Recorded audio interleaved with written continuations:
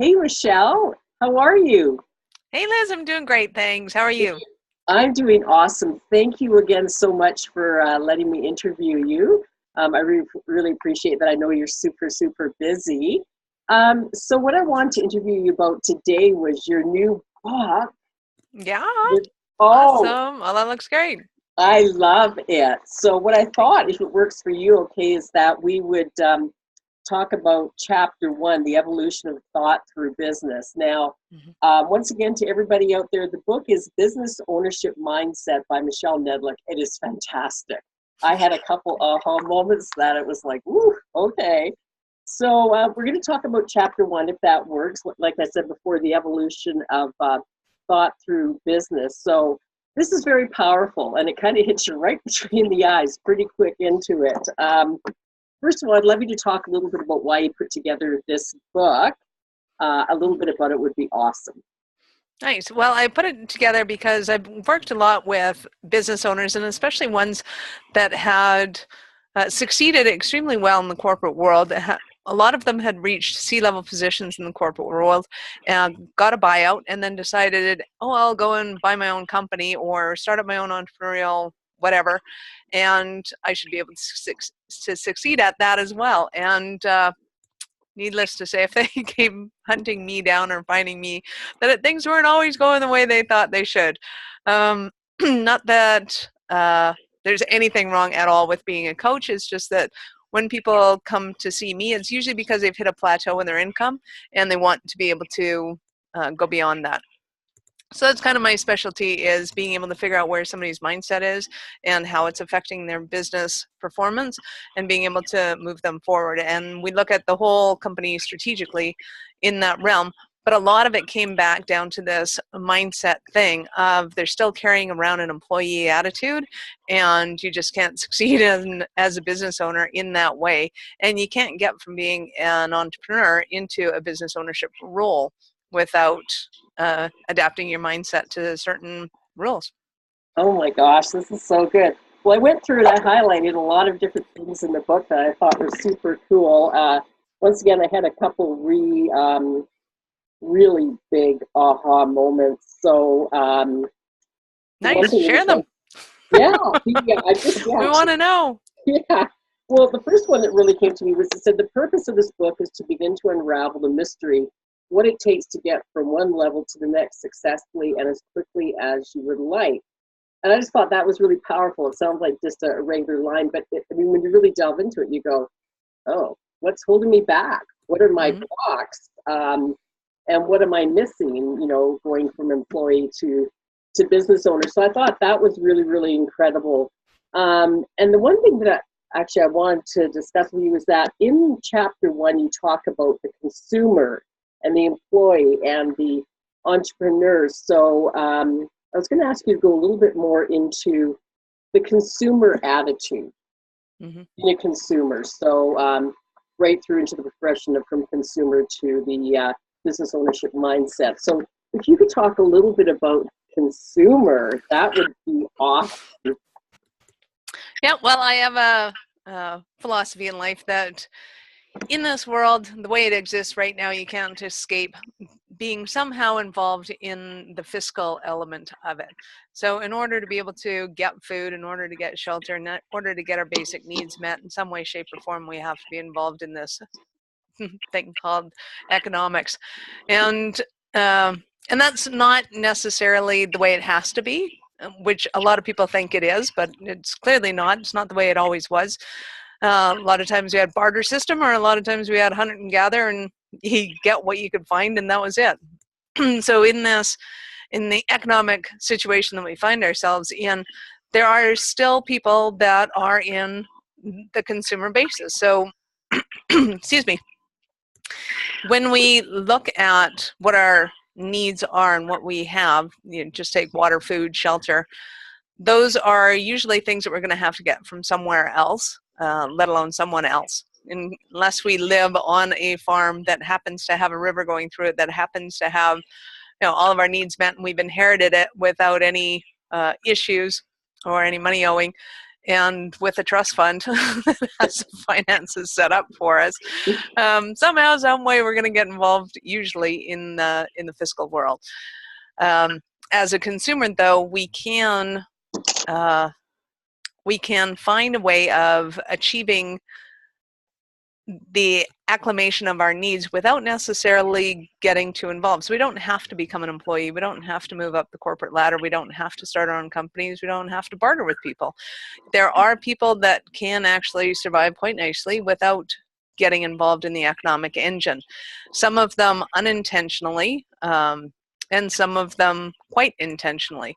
So there are groups of monks around the world, minimalists, people that are off the grid, people who are, just want to backpack around the world and have the thing that they have, and they go around and live their life quite successfully without getting involved in economics to some extent.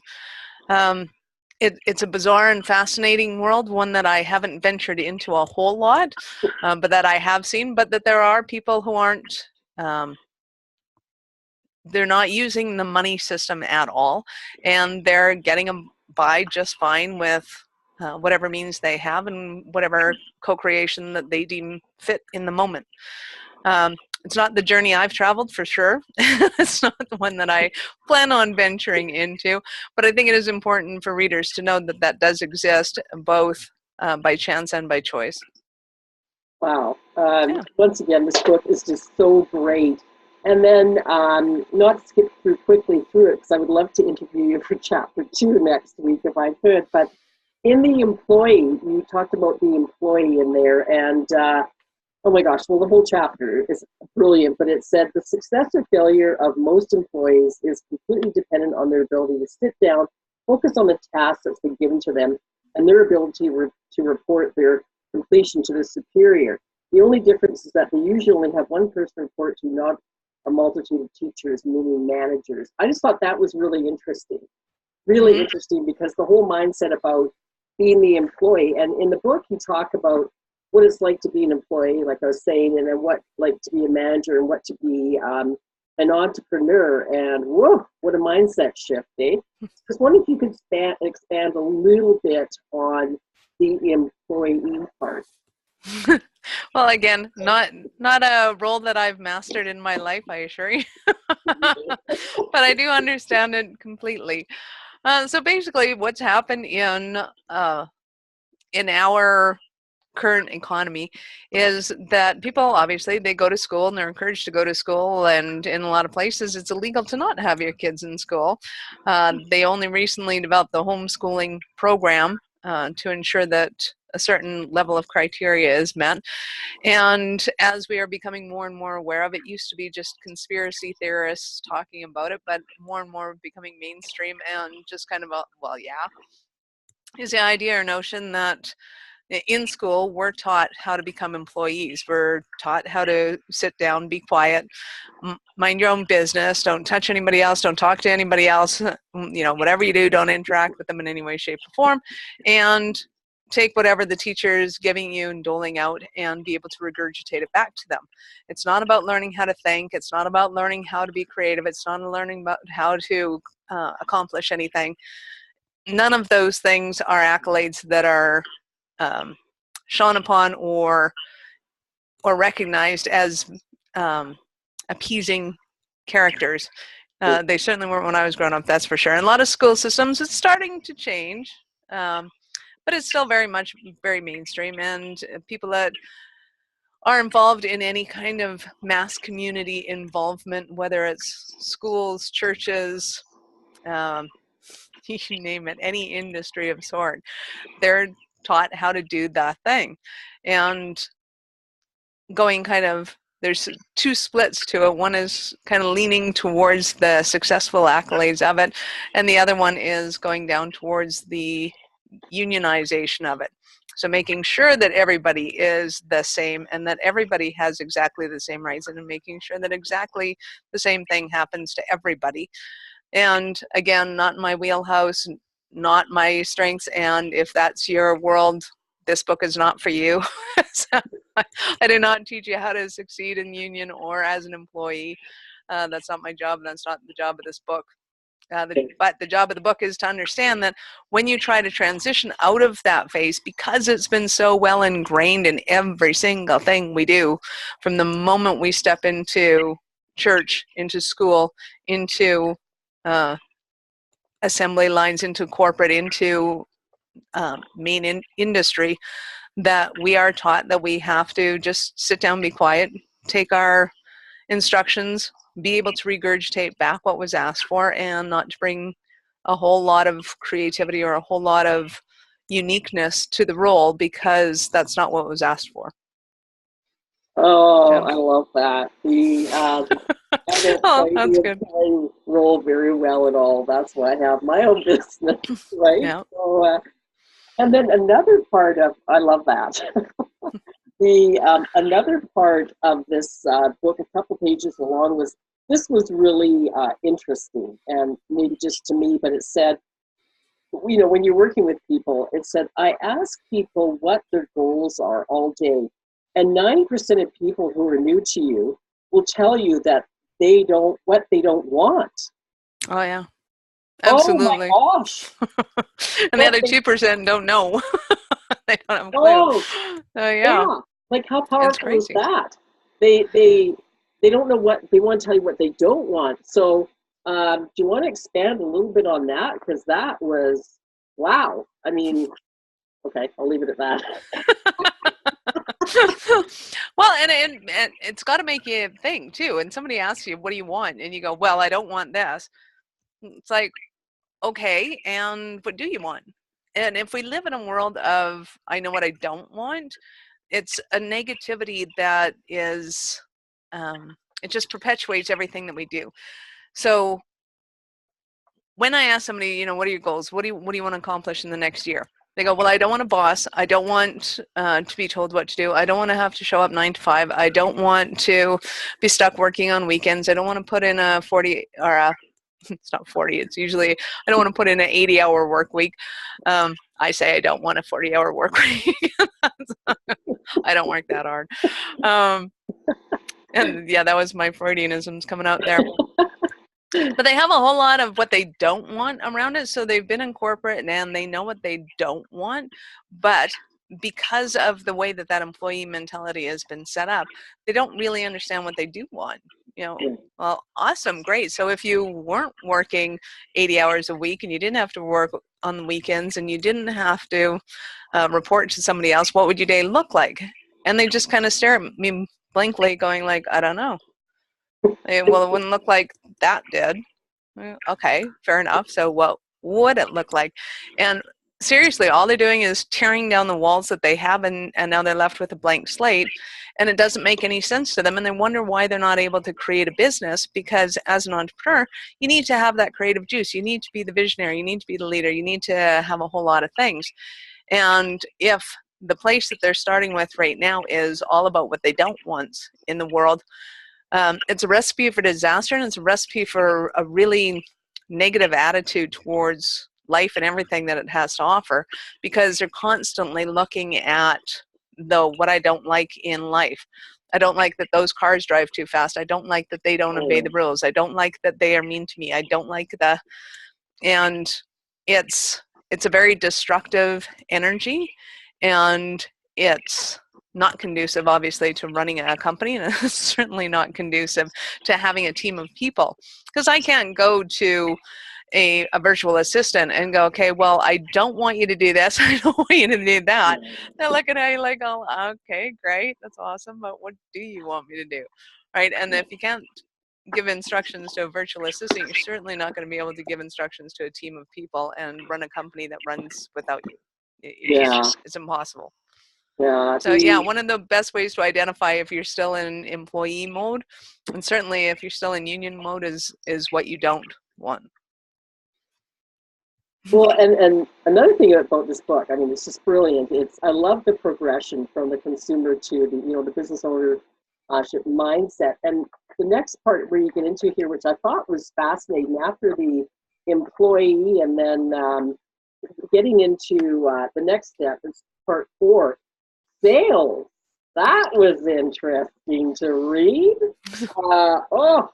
I'm not going to read the whole chapter out loud, but the whole awesome, right? It was well, just one line was, you see, the successful mindset of sales involves being able to separate who you are from what you do. Hmm. That was interesting, right? Awesome. Yes. Yeah. And a So lot of salespeople, if they've been in sales, they recognize it, but they don't really get that, oh, that's not just me, that's everybody. Like it's a universal thought, if you will, that when we go into sales, a lot of people are terrified of going into sales because they don't want to sell, they don't want to be salesy, they don't want to be pushy. But the reality of the matter is they aren't confident enough in themselves to say, hey, this is who I am, this is what I want you to buy into. And they have to understand that in order to even function in the sales world, there has to be that separation of this is who I am versus this is what I sell. And it's when we become entrepreneurs, well, then sometimes that line gets blurred because especially if I'm selling my skill set as a coach or an electrician or a plumber or a whatever it is, then to some extent we are selling ourselves, but we're still not really selling ourselves. We're selling a skill set that we have. We're selling a result that we're going to bring to the table. We're selling a transformation that's going to happen. And in order to be able to be successful in sales, you need to really separate those two ideas, take them apart, identify them, and just see where you're at as far as your perspective goes on how you feel about, one, the product and what that entails, and two, yourself and the confidence that you have and how you feel about showing up at the table. And yeah. it's paramount. You have to.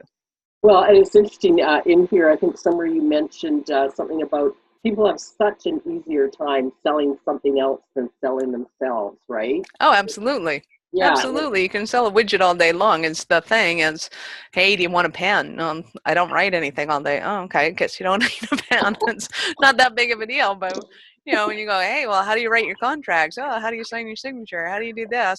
Then all of a sudden the Oh, pen becomes important, right? But it's not about me. It's no.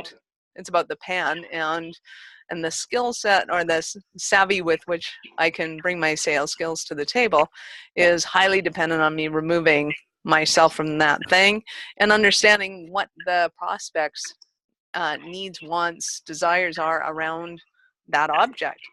Because clearly if I'm selling a $3,000 pen, I'm going to have a different sales approach than if I'm selling a 30-cent big pen. But it's still about the pen. It's still not about me. That brought me to a point was I took a fantastic course with you on sales, and that was actually really life changing as well. So I just came back to it. I went, oh, Yeah. Course. Okay. So next in the book, oh my gosh, so much. It's like I loved how the next part 5 was talking about management, and then from management you went into entrepreneur. Can you talk a little bit about that? Because that was fascinating as well. I mean, management, and then, your stages, like I say, of going into entrepreneur and then into business ownership mindset.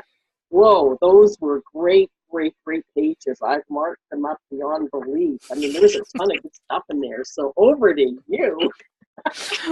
Oh, well, and it's not, obviously I mentioned in the book that it's not a clear succession from one up to the other.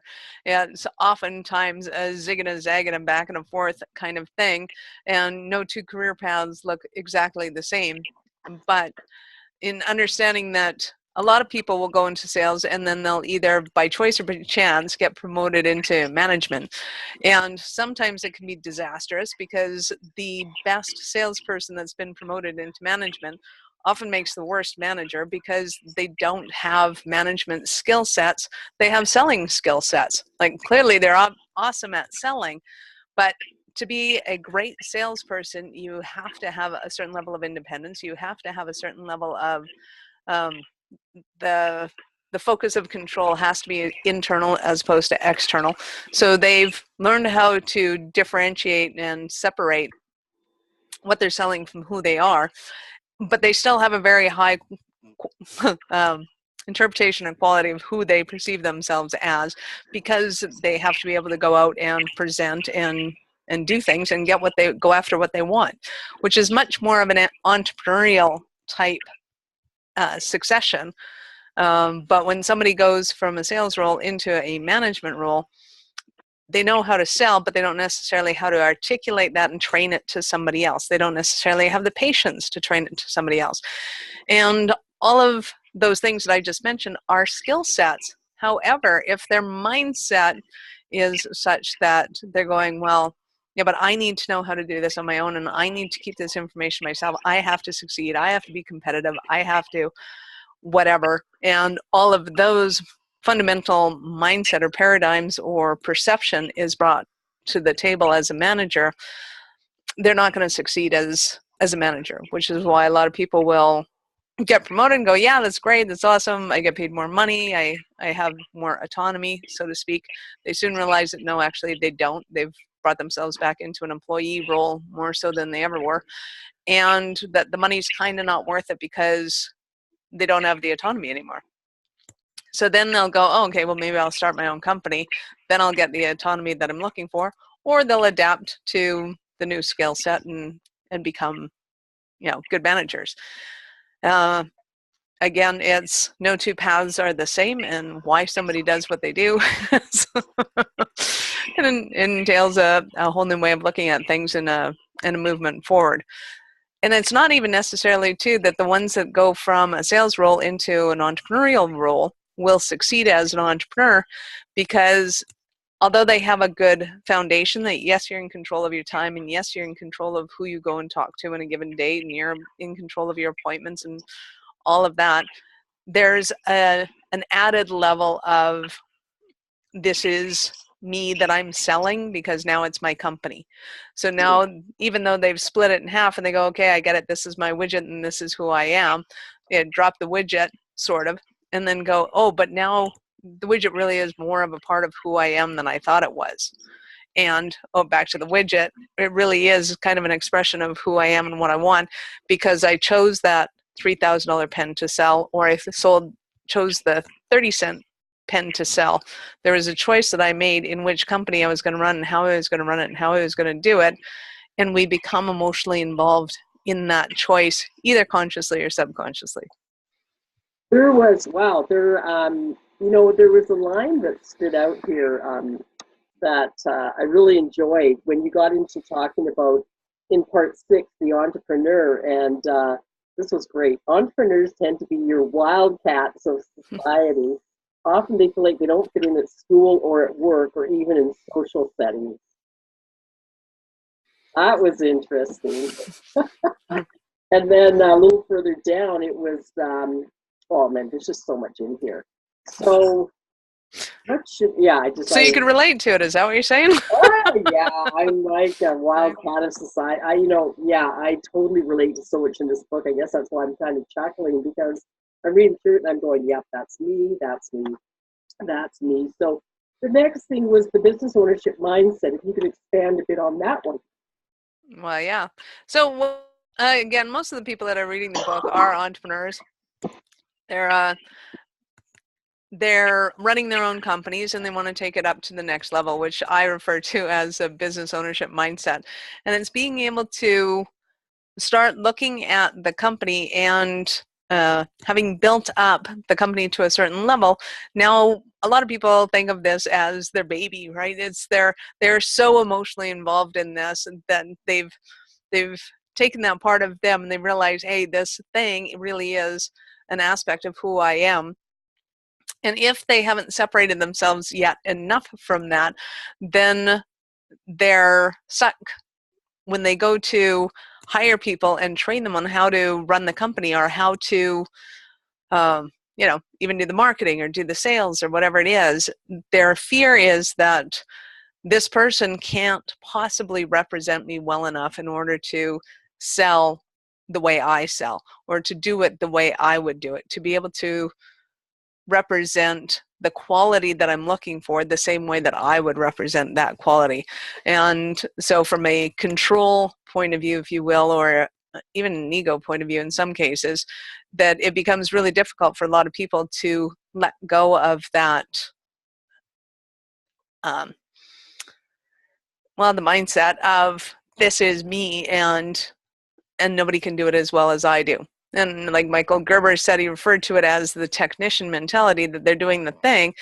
But the limitation to that is just seeing yourself as a technician going, yeah, I'm awesome, I'm amazing at doing this thing. But there's an element of, yeah, but it's me. It's not just a skill that I have. It's not just a way that I do the skill. It's that I have refined this to be a certain way. And it's that kind of mindset that is paramount for people to be able to shift in order to be able to start getting the right people in place in order to take over the company in the right sort of way so that it functions and then becomes even more successful. You lost your volume. We lost you. You muted yourself. Sorry about that. There you go. No worries. Yeah, no, wow, that's, oh, there's so much in this book. It's so good. It's, you know what? How can people buy this? And how can they get a hold of you? Because the book is brilliant. Like I was saying, I was up at like 3 a.m. reading it last night, and there's so much in there that you know that you, or you don't know that you don't know that you don't know, I guess. Apparently. Right?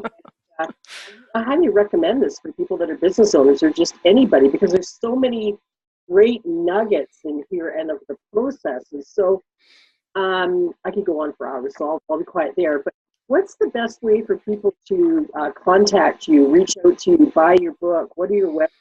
How can they find you? Awesome. Well, the best way to buy the book right now is to go onto Amazon.com and just do a search on business ownership mindset, which is probably a lot easier than searching Michelle Nedelec. But if they want to get copies of the book, that's awesome. If they want to get multiple copies of the book, absolutely, they can email me at michelle@awarenessstrategies.com. And we can make arrangements to get multiple copies for less than just ordering that same amount on Amazon.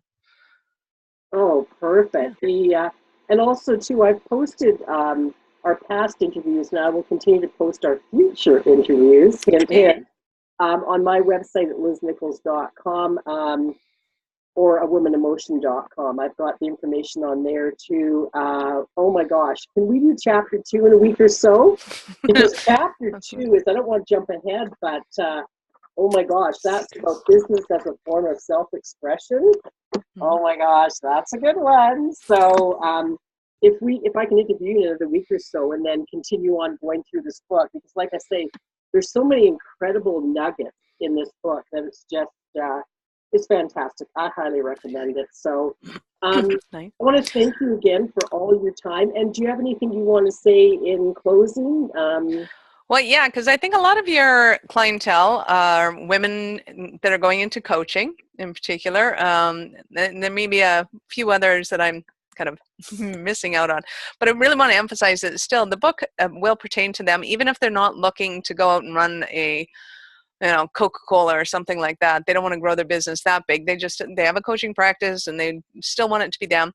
But as soon as you go on stage and you start having a team of people that you're working with, as soon as you have online material and you have somebody else that's helping you in the IT side of things or in whatever area it is that you start having support around you, you're starting to evolve into the business ownership mindset. So it's baby steps, yes, but you still want to be able to tackle those as quickly as possible, even if it's just hiring somebody to do your house cleaning for you or hiring somebody to run your errands for you.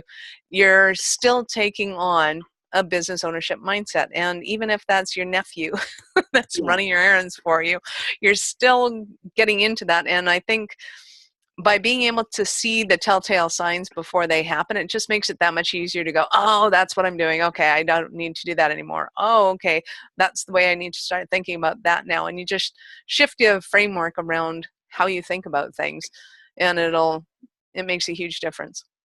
Oh, awesome. Here's the book again for everybody. I don't know if you can see that clearly. Yes, we can. Yep. And there's your name, so people can write down the spelling. Nice. Gorgeous picture. I love the cover of this. Even look at the side of it. I mean, it's just awesome, right? So, well, listen, thanks again for your time. That was incredible. And I'll post this all over the place, and people can find you. That you've told them where they can find you, and I will see you again in a week or so. That sounds awesome. Much. I know you're super busy. I appreciate it. Did I catch you flying in from someplace wild this time again, or? No, not this time. I've been in town for about 2 weeks now. So Oh, oh my gosh. may have to head out again I after that. know, right? Starting to grow roots. Oh my gosh. Well, thanks again, and I'll talk to you soon. Bye for Awesome. now. You have a great one. Thanks, Okay, Liz. thanks. You too. Bye.